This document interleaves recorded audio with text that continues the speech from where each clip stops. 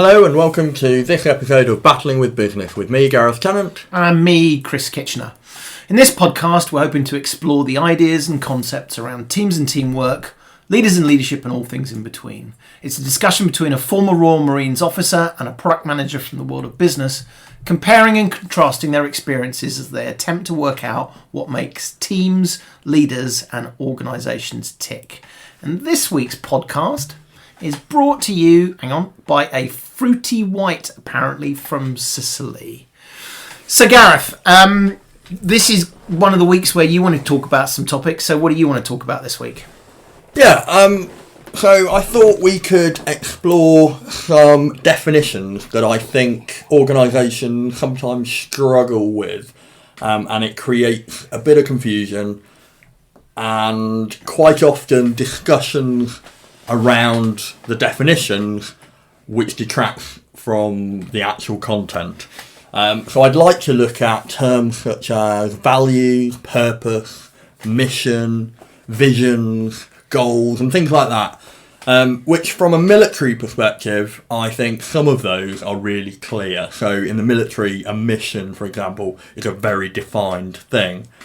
Whereas I get the impression that from the business world, that has a slightly more fluffy definition, and perhaps we could explore that. That is outrageous, the term fluffy. If you're telling me that the hours and hours I've spent in hotel meeting rooms after 2 days of discussing grand strategy that we talk about some of these things sort of at the end, well, you'd be absolutely right. I think you're right. This is one of the previous conversations we've had where I've done this now for 17 years and I still get really nervous. Am I getting my strategy, my goals and my tactics right? Yeah. And then you talk about values and yeah, absolutely. So this is, there will be many people who are offended by the term fluffy and they would say, these values and ideas we've got are rock solid. Look, if I'm really honest about it, I do passionately believe they're important, but I think it's one of those things that everybody struggles to get right. And even worse, spend countless hours trying to get the words right. Yeah.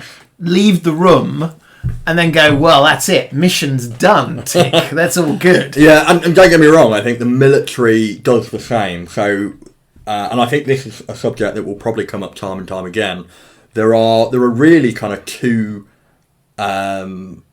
psyches of the military. There's the military on operations, so that is delivering military effect overseas, doing what everybody thinks the military is for, and then there's the military force generating, preparing for operations, training, running the organisation in sort of peacetime, if you will.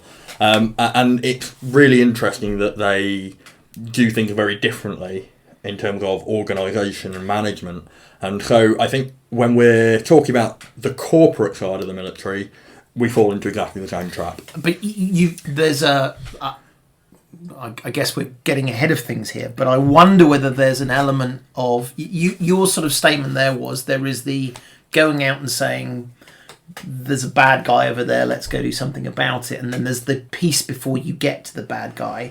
I wonder whether some of this, and maybe we'll touch on this a little bit later, is time to be able to test bad words. There's one which says, we didn't take the hill, bad example, whether we're always do that. And another one says, at some point we may have to take a hill. How might we theoretically? So I wonder whether there's a thing where businesses that have a clear, defined, measurable target and goal, I think, find this stuff a lot easier than a business that says, well, over the next few years, wouldn't it be great if we head in that direction? Anyway, I'm not sure, because actually on operations, there's still quite a lot of ill-defined goals.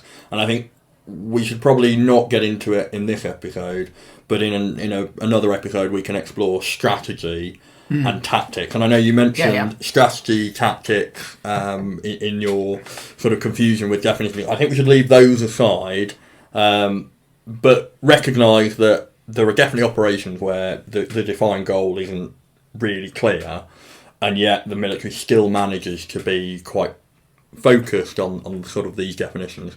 Whereas I think I might be wrong here, but I think the difference with the peacetime corporate military is suddenly money becomes really important, and it becomes an organisation that is making decisions and managing things in a very similar way to the commercial world. Whereas on operations, things like money, of course, still are important, but are far less important, and actually doing things is more important. And I don't know, I think that's something to explore. There's another hidden factor in here as well, which is implied by the military, which is size of organisation. Because again, if you have, and this is something we see very much in business, where people talk excitedly about startups, about how magical and wonderful they are. Sometimes I worry that people don't know what's magical about something. So what do I mean by that? In a startup, there's 3 of you, and therefore, discussing and agreeing values and purpose and mission and vision and goals is a relatively straightforward thing. Yeah. When I've worked in organisations with 10,000 people, that's very different. So I don't know. Do you think the military has this same challenge, or is there a parallel between the military as a whole and then individual units? Do you think there's a difference when it's I do. size? I do actually. I think firstly, there's probably a misconception that the military is like massive, and therefore when we talk about size of the military, it's really different to large organisations. But of course, the current UK military is only about 150,000 in regular strength, and so it's a large organisation. But there are, the NHS is far, far bigger. But I think your point is really valid, because there is a lot more autonomy in small operational units that are then deployed, and therefore they're almost outside of that corporate culture and doing the mission. And so things like goals and the mission are very independent to perhaps the fluffy mission, gone back to that word, of the Royal Navy or the Army or whatever. So I think there is definitely something in that. But it's probably worth us getting into sort of actually what these things are or aren't. Yeah, come on. I'm looking forward to rolling my eyes at some of these high level definitions. So come on, tell me. Start with some of these. What do you go first? I don't think these are. I mean, they're certainly not the definitions. There are military definitions to some of these things. So is this written down in a book somewhere where it's like, is there a Queen's regulation or a document that's written down that literally says this is what we mean by vision and purpose? Yeah, there is. So there are many documents. So as we develop these things, and of course nothing is static and these definitions will evolve, but there's what we call doctrine, which is the writing down of the way that we carry out our business. And there is, within the military, there is an organisation called the Doctrine and Concept Centre, where they are the custodians of that, and they reach out to, across the organisation, to various parts of the military to say, is this still how we do it? Is it still relevant? Do we need to discuss it? And I think that's where we do find, a bit like you were saying, the conversation becomes repetitive about the definition, and people argue. But you've already, I would argue, you've already got an advantage, because you're not one day in a quarter trying to argue the definition of these things. Yeah. You've almost professionalised it. So I get that there's a risk that you endlessly talk about it, but the fact that someone's job is to think about this and write it down and then go back to it, I quite like, because otherwise I've been in that meeting where someone says, well, we should do an X. And then someone says, hang on, is that a bit like this? Or actually, isn't that our mission? And actually, last week I was writing a mission statement, and I looked at the adjacent document which talked about the vision statement. I went, these feel like the same things. Yeah. So the fact that it's professionalised, I appreciate that. That sort of creates its own feedback loop. It does, and the military actually, and I think we'll start with mission, because that's probably the easiest and the most defined.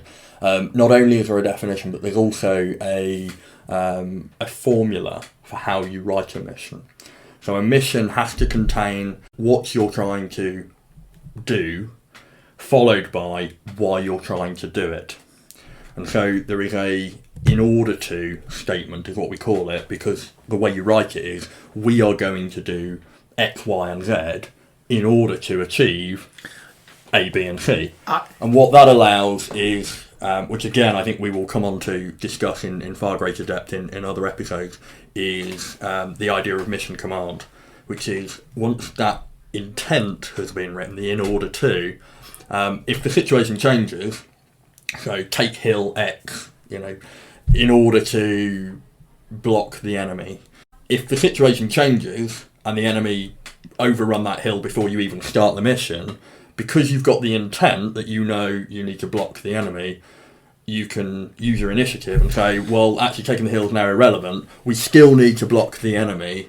And there's a really good example, and I will have to look up the chap's name, but there's a sergeant, which is a very, very low level rank in relative terms in the military. It's a senior non-commissioned officer. So, and this is from the First World War, where a sergeant, because he understood the intent, managed to take the initiative, and he was the sergeant in charge of the troop because his officer had been killed. I think, on the right flank of the unit that's on the right flank of the brigade, that's on the right flank of the division, that's on the right flank of the corps, against one of these sort of linear defended positions. And because he understood the intent, ignored the orders that he was given, and actually moved his troop off to go and stop the Germans who were trying to do a sort of encirclement or an envelopment around this line. And I think that's a really important thing, because otherwise you're just telling people what to do, not why. I'm notionally, there are some people listening to this who are thinking, the premise of this was about compare and contrast the military and enterprise life, and I'm a product manager in business. Yeah. You have just described one of the core tenets of what I do and my team does every day. You have just described what is known in our business as a Scrum story. Yes.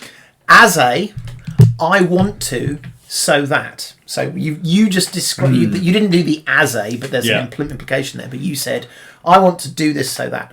And the reason why I think that is such a fabulous crossover is because it is exactly the same reason you have described. So as product managers, our job is not to tell engineers how to solve the problem. Yeah. Our job is to tell the engineer what we're trying to solve and why we're trying to solve it. So what's very clear about that, as a user, I want to, find a product that is similar to the one I just bought so that I can buy something that's more useful to me tomorrow. What a dreadful example. But yeah, the engineers then have the flexibility, and this is the magic for them to say, well, I can solve that in this different way. So I love that if you'd have said to me before we started the idea that the military, an attack in a divisional attack linear post, matches the world of a product manager writing stories, there's your crossover right there. And I bet we've got the same both challenges and advantages in terms of doing that. So there you go. I like that as an example. Good. There you go. I think that's brilliant, and I think we can look at mission command and where it works, where it doesn't work, and why it doesn't work in more detail in another episode. But I think going back to these definitions, you've already sort of alluded to it a couple of times. There's often confusion between mission and purpose, and for me, the purpose is about the change that the organisation wants to make in the world. And that can sound quite grandiose and but I think it needs to be, because it drives the cultural aspiration. It doesn't drive the culture, because there's many factors that do that, but it allows the organisation to say, this is why we are here. This is why we set up this organisation. This is why we come to work every day. This is why we, collectively toil, to make change. So the purpose is, what are you trying to do in the world? The mission is a way that articulates, given the current environment, the current conditions, whether that's, in the military, threats and capability shortfalls or whatever, or in the corporate world, whether it's your competitors or the market appetite. Within that context, the ways in which you can achieve your purpose. And I think that's the subtle difference for me. So the mission one is also interesting this way, and one of the things you sort of said at the beginning was this is your definition, and there are many definitions. There's all these variables. One I'm interested in how the military thinks about this is mission time bound. So you could argue there is our mission next week, and you could argue there is our mission as a company open ended. How does the military think about it? Is mission constrained by we only talk about a mission for a unit for this period of time, or how do you differentiate? Is it interesting to talk about the time applied to a mission? Yeah, I think you're right. I think it is time bound. I mean, sometimes we explicitly say this is not a time bound mission; it's a conditions based mission, but it's still implicitly saying once we meet these conditions, that mission is now over, and we will go on to whatever comes next. And so there is definitely a temporal reference to a mission as opposed to a purpose which is enduring. So I think for the military, although we probably don't talk about it as the purpose, there's a thing called the National Security Strategy, which is a government document and a government concept rather than a military thing. But of course the military is a huge contributor to the provision of national security. And so meeting the requirements of the National Security Strategy would be our purpose, or our contribution to that is our purpose, which for the moment, and you can see why it's enduring, is things like protecting the UK from threats, securing and promoting our prosperity, because without prosperity as a nation we can't have security. And so those things are enduring, but they're not the mission of the military, the mission of the army or the navy or the marines. The mission is then conditions based, it's environment related. So this is where I feel inadequate. I was about to say I felt nervous, but that's the wrong word. I feel inadequate. It was like when you sit in a room full of people, you can really debate what this means endlessly. And I wonder even now, for me, there is a sense that these are useful concepts in a framework. Yeah.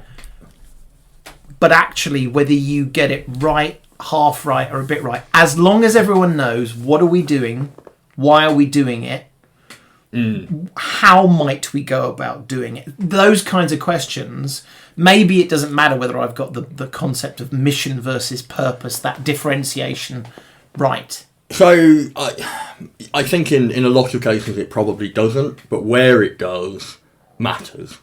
And I think where it does is where you're starting to use these things to influence how people actually go about doing things. Well, why don't you talk about, because I know part of that is values, so why don't you go on to talk a bit about values, I guess? Yeah, so I think for me, and again this is, Gareth's view of the world and how things should be according to me, but I think values are what are shared across the organisation, and they are part of the defining features of the culture.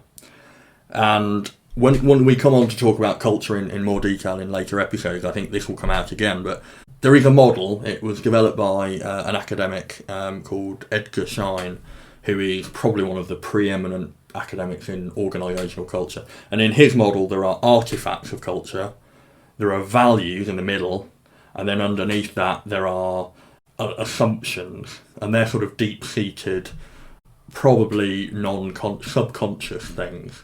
So your assumptions drive your values that then become your artifacts. They're the things on the surface that are sort of displayed. Give me an example of value, because I want to try and give one of my... And by the way, I feel the difference between mission and purpose... I think I could argue that while. Yeah. The values one I think is crystal clear, and yeah. I passionately believe in this. So give me an example of a value that, the Marines. There's a good example. Royal Marines, What's a value of the Royal Marines? Courage is probably one of the easiest to go to, and I think that sort of stands for itself. And that can be unpacked into both physical and moral courage. There are other values like selflessness, and I think that should be, of course, a value that we as humanity have. But I think specifically it's a core value of our culture, because selflessness drives part of the drive of teamwork, and in conditions of combat and conflict, a lot of what you need to do is to be able to depend on each other. And if everybody is espousing this kind of idea of, the mission, the people around me, so the mission comes first, the people around me come second, and then it's my personal needs third, you can all start to depend on each other and rely on each other. And when you're, perhaps going to sleep, knowing that the threats are still there, and the person next to you is waking up to take over the protection of that selfless value is crucial to that cohesion. I'll give an example of a value that I've been lucky enough to work in a number of companies where they say, put the customer first. And I think that's a really good example of a value which seems a bit cheesy, but is really to say, even if it costs us, even if it's harder for us, we should do the right thing for a customer. But what I think about the values thing is, I think this is fundamental, because if your values aren't right, the moment something starts to go wrong, or the moment the pressure is applied, I think things go wrong. So here's a question for you, and this is one where I think I've always tried to do this instinctively, and maybe there's an element of example, but again, in the military, you just talked about a couple of values for the Royal Marines, and I was watching a TV program about Bear Grylls, and he was actually, I think he was down in Lympstone, and there was a big poster which talked about some of these values. Yeah. So there's four defining values. How does the military, and how do you think about instilling those values? Because it's easy to put it on a poster. Yeah. But actually, how do you get someone to say, I am scared and I'm still going to do that thing? Yeah. How do I get my team member to say, it's 5 o'clock and I really want to go home, but I'm going to stay here and I'm going to do the thing, even if it means that my kids don't get to see me tonight? How does the military think about instilling those values? Because the answer, obviously, is shouting at them. I've seen this in all the films, and that's the perception everyone says. Dehumanise people and shout at them. Wins every time. Absolutely. And that's, I think, again... By the way, we were joking when we said that happens every time. We've both we've done this before, and there's not... Shouting doesn't do it for you. No, and I think this is something we will come back to, is kind of the media perception of the military, and the realities are very, very different. I think it's a difficult question to answer. There's a lot to it. But fundamentally, the way you behave when it creates good results is emulated by others. And so one of the key parts of trying to instill values is demonstration of those values in the people that are leading you. So in basic training, there is a very strong emphasis on demonstration of everything that you are learning. So it's not just somebody telling you that you've got to, go and march up a hill with a rucksack on and get to this destination, and here's the theory of map reading. You are out on the hills, in the cold, in the wet, tired, carrying a heavy pack, but the person leading you is also out with you, carrying that heavy pack, and they're doing more than you all the time. And that's, in the Royal Marines specifically, in officer training, when you go through the commando tests, which are a key milestone in the basic training, we do exactly the same commando tests as the Marines, but all of the timings are harder, all the routes are harder, and that creates straight away this idea that when a Marine or a non-commissioned officer encounters an officer in the Corps, and that officer they've never met before, but that officer is asking them to do something difficult, straight away from the very beginning at day one in Lympstone in training, there is this kind of mindset of they've done things harder, and therefore when they're asking you to do something hard, it's not you can do it because I don't want to. It's that kind of thing. The structuredness and the this is what you do, that it's even built into how you build these people, is really interesting to me, because I think that the cultures one is one that people in business, it's actually pretty easy to see, which is, we joked about the military shouting at people.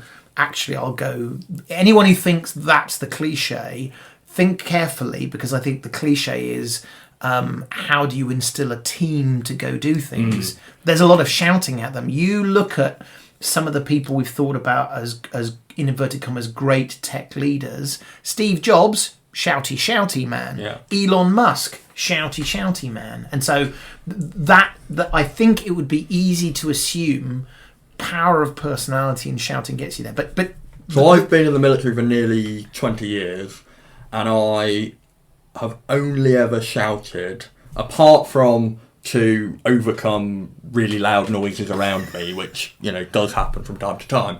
I've only ever shouted at an individual or a group of people because I've lost my temper once, and I see that as a personal failure, and I'm deeply ashamed of it. There are, within basic training, some very structured, you get shouted at moments. I've done those as well. That's very deliberate. That tends to fade out very quickly. Well, and to be fair, we were very bad when they shouted us.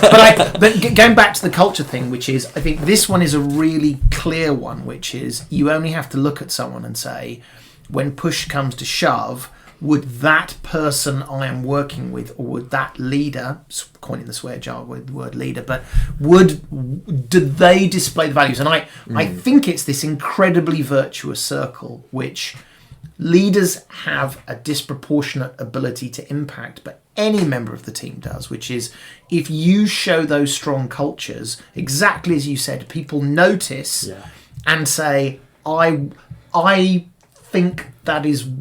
You have demonstrated that my participation is worthwhile because I want to be a part of a group of people who have strong values. Yeah. And I think it almost leads to the culture, because we've not talked a lot about culture, and I don't think we're going to do as much today, but I think culture is this thing people think is on a slide. They write what their culture is. Yeah. I think culture is the result of the values that already exist. Absolutely agree. So culture is...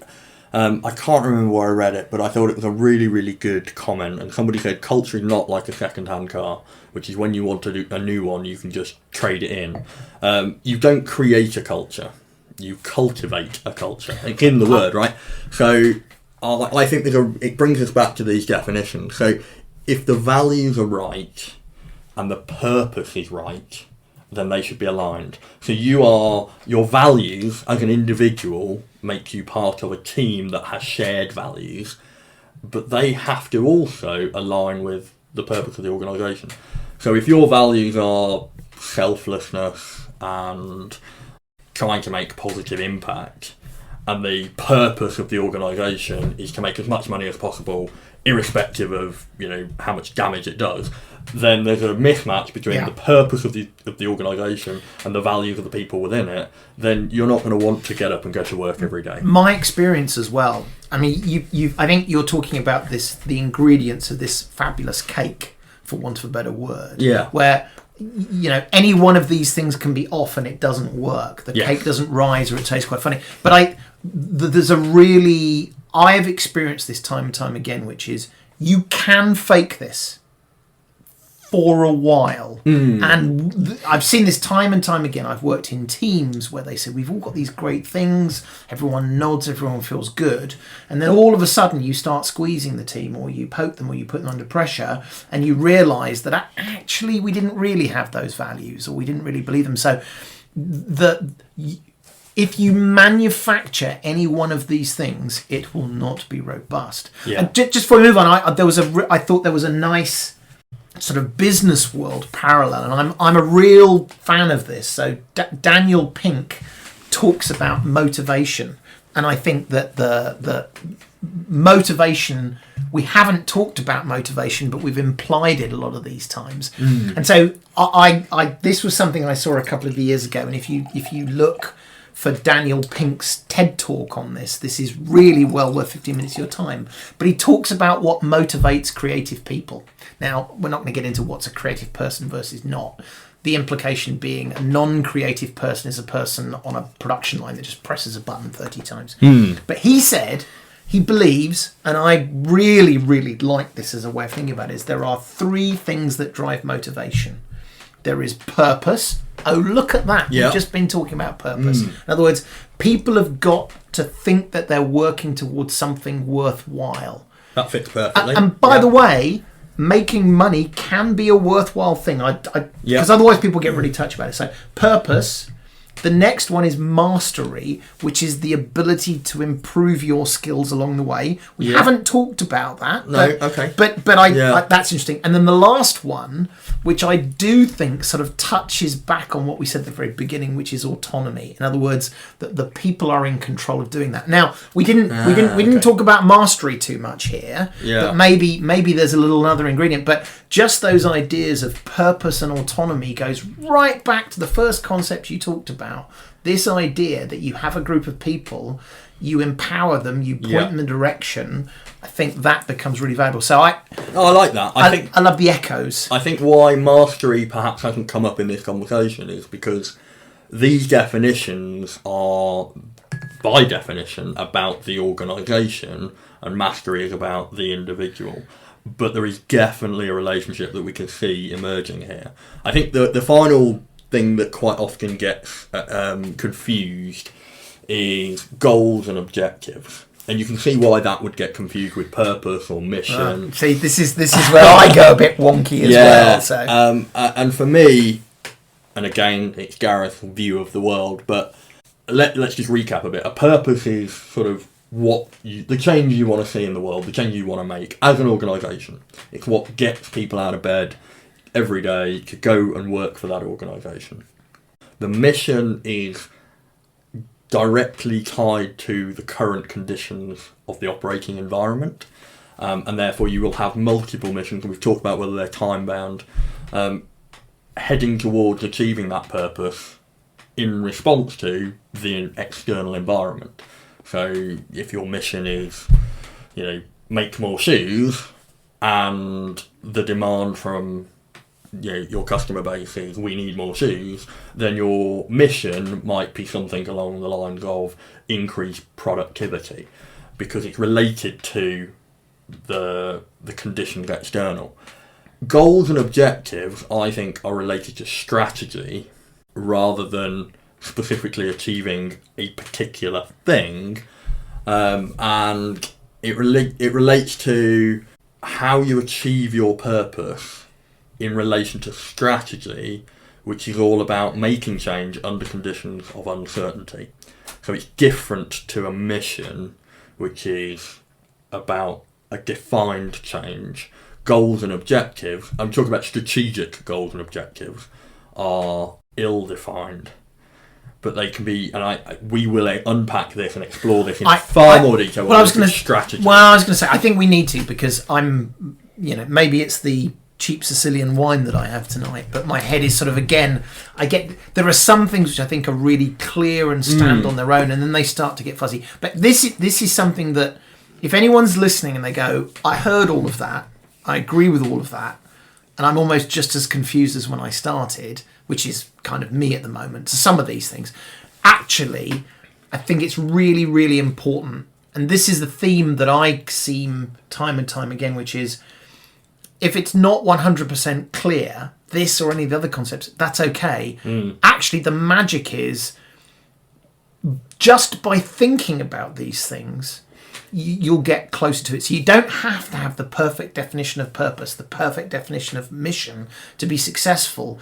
But if you've thought about this, if you've said, well, I'm thinking about what my purpose is, I'm thinking about what my mission is, that's the magic here. It's and I found this so many times, it's the practice of purposefully thinking about these things, and saying, should I have one of these? What are they? That's actually 80% of it, rather than did I get the perfect answer in an exam? Could I define this as properly? So I like the conversation. I completely agree with that. I'm going to go to one which I think we disagree on. Yeah. Which is, so you've talked about goals and objectives, all these kinds of things. So one of the things that as someone in business all the time we hear about, because if you're clever, sorry, this is a link, SMART goals. SMART goals. So Gareth, do you need to have SMART goals? And so for those of you going, does he mean just smart as just in clever. good?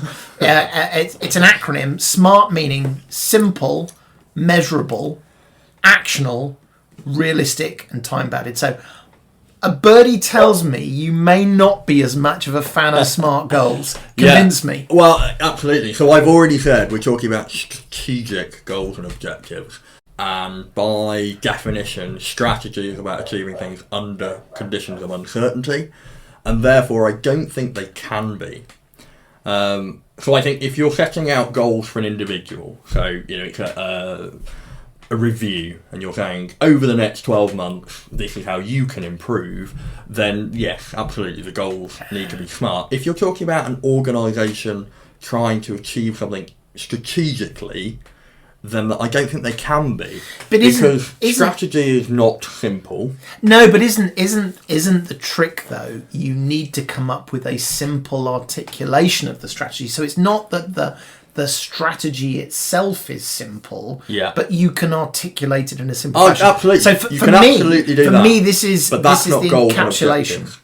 That's not goals and objectives. For me, the articulation of it in a simple narrative form is really important. Everybody needs to understand the vision, and vision isn't something we've talked about yet, but that is the narrative description of what the organisation will do to fulfil its purpose.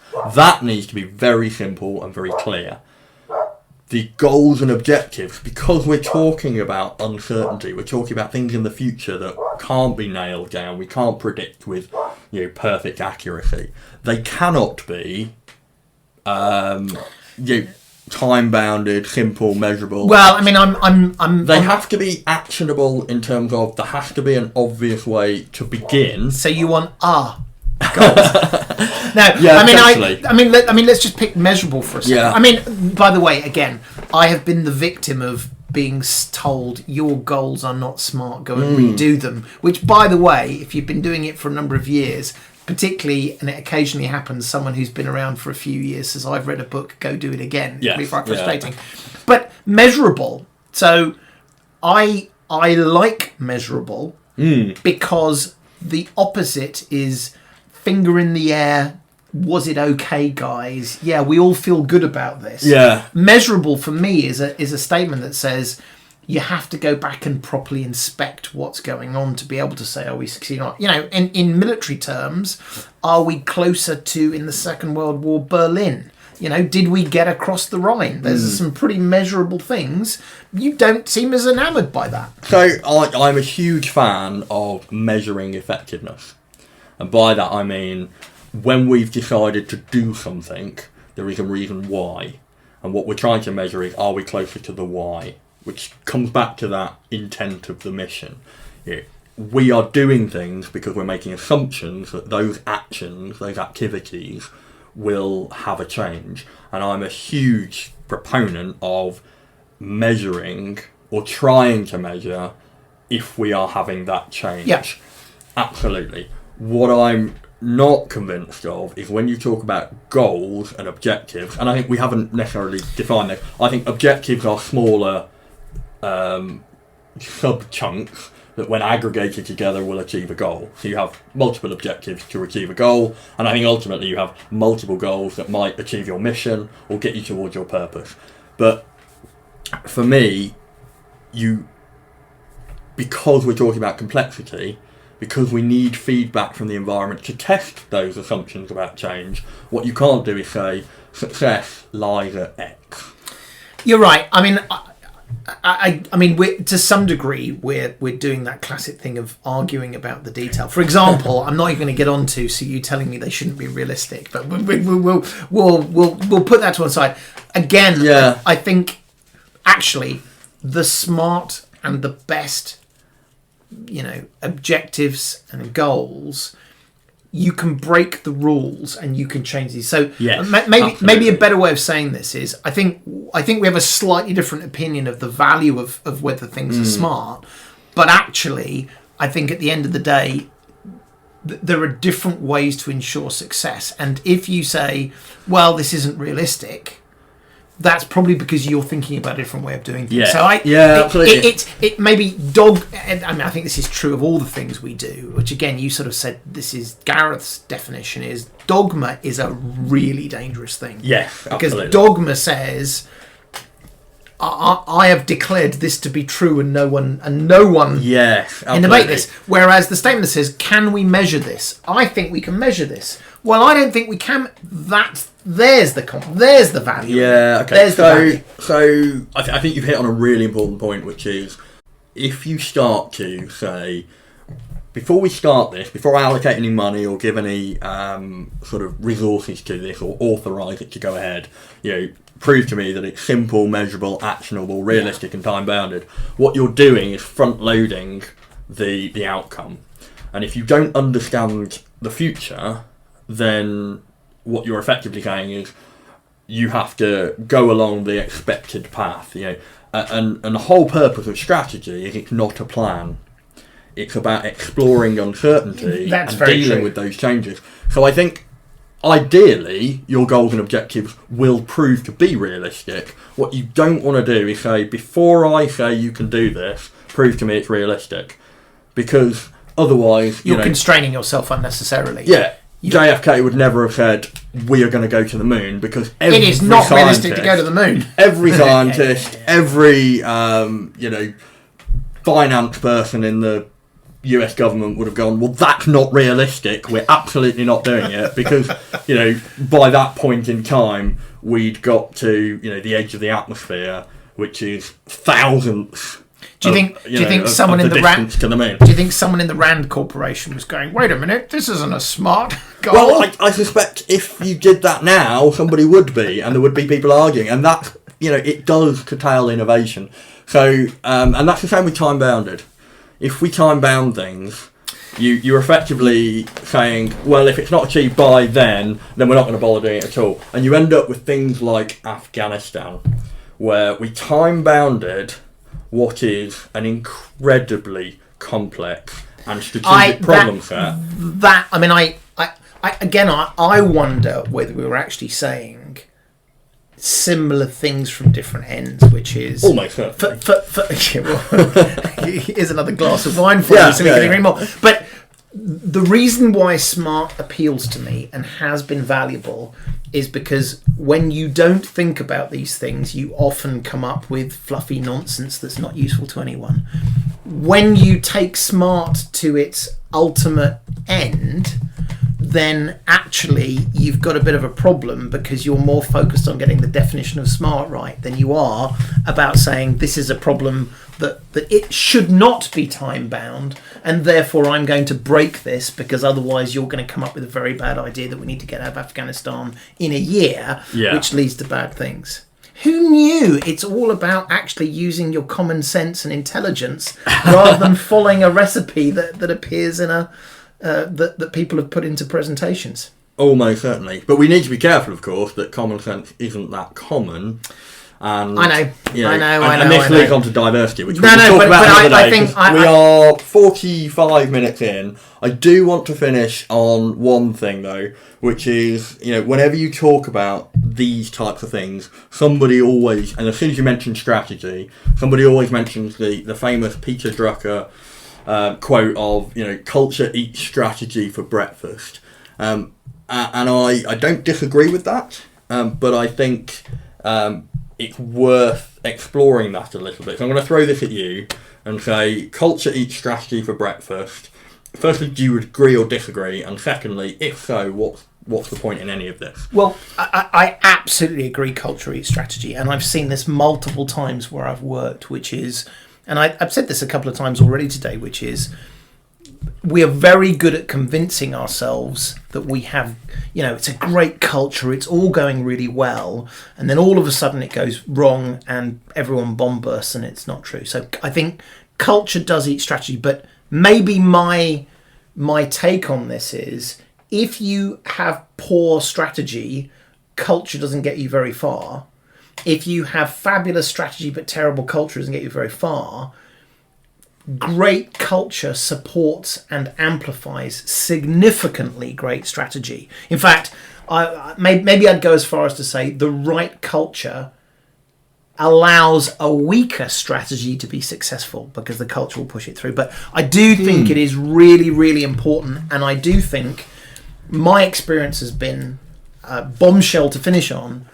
Everyone actually has I wouldn't say lies to themselves, but everyone has a rosy view of what the culture is, and it's only after the event, and I have had this on multiple occasions, teams that have disappeared, where you say, oh, it turns out maybe the culture wasn't as good as we kept telling ourselves it was. Yeah, I agree with you completely with the strategy, culture strategy for breakfast point.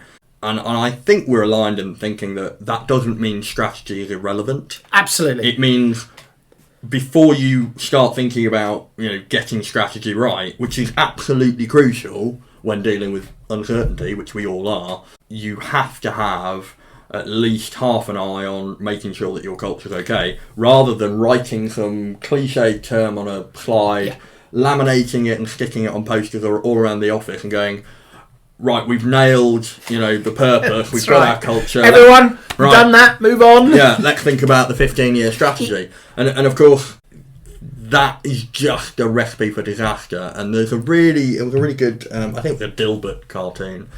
Some of the wisest business and military strategy, I suspect, come from Dilbert. I think you don't need to read any business books. You just need to look at Dilbert cartoons endlessly and not do any work. But there's one where it talks about, there's a board and they come up with this great strategy, and then somebody at the end goes, right, should we tell the workers? And then somebody right at the end, the boss at the beginning, with the whiteboard says, no, this is far too important for them. And I think that sums up a huge amount of what we talk about as strategy that doesn't actually ever filter down to change in behaviour. And so... Have we really got however many minutes it is through this without talking about the importance that it can't be the three people at the top who do this? I think we could be sued for this because this is actually pretty important.